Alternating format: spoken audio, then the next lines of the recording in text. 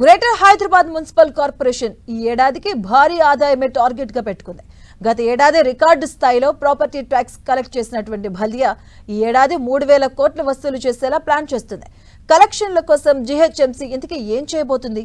ఎలాంటి ప్రణాళికలు అమలు చేయబోతుంది? టార్గెట్ కలెక్షన్లు సాధ్యమేనా? Have a look.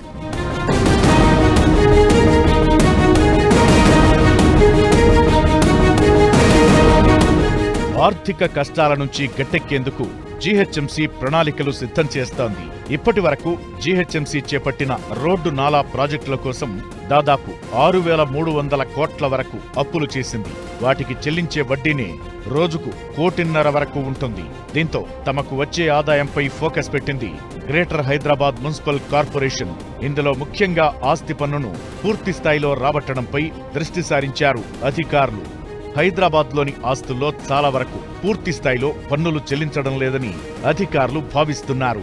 అందులో ఉన్న పన్ను లోపాలను గుర్తించి వాటిని సరిచేయడం ద్వారా పన్ను ఆదాయాన్ని పెంచుకోవచ్చని ప్లాన్ చేసిన అధికారులు జియోగ్రాఫిక్ ఇన్ఫర్మేషన్ సిస్టమ్ పద్ధతిలో సర్వే చేస్తున్నారు. దీంతో ప్రతి ఆస్తి వివరాలు, అది ఎంత విస్తీర్ణంలో ఉంది, అక్కడ ఎలాంటి యాక్టివిటీ జరుగుతోంది, ఇప్పుడు ఆ ఆస్తికి ఎంత పన్నులు చెల్లిస్తున్నారు, ఇంకా ఎంత పన్ను చెల్లించాల్సి ఉంది అనే అంశాలను క్షేత్రస్థాయిలో పరిశీలించాలని నిర్ణయించారు.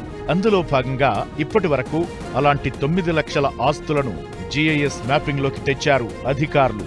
ఇందులో దాదాపు 1,00,000 ఆస్తుల్లో చెల్లించాల్సిన దానికంటే తక్కువ ఆస్తి పన్ను చెల్లిస్తున్నట్లు అధికారులు గుర్తించారు. దీంతో వాటిని సరిచేయాలని డిసైడ్ చేశారు. త్వరలో వాటికి నోటీసులిచ్చే పనులు ప్రారంభించనున్నారు అధికారులు.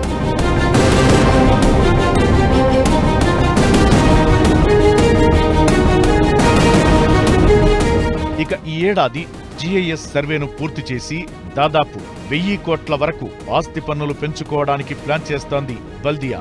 అంతేకాకుండా రాబోయే నిర్మాణాలకు వచ్చే పన్నులు కూడా యాడ్ అవుతాయి. ఎలాగైనా 3,000 కోట్ల రూపాయల ఆస్తి పన్ను టార్గెట్ రీచ్ కావాలని ప్లాన్ చేస్తున్నారు బల్దియా అధికారులు. నెక్స్ట్ ఇయర్కి టార్గెట్ అనేది మనము అంటే జస్ట్ టార్గెట్ అనేది it's only fixed amount. Target అనేది only whatever demand is there అంతవరకే మనం కలెక్ట్ చేయగలుగుతాం. ఎందుకంటే ఎక్కువ కలెక్ట్ చేయలేము. బట్ మనమైతే ఒక 3,000 కోట్లు కలెక్ట్ చేస్తాం. ఈ వల్ల వస్తుంది అని అనుకుంటున్నాం, ఆశిస్తున్నాం.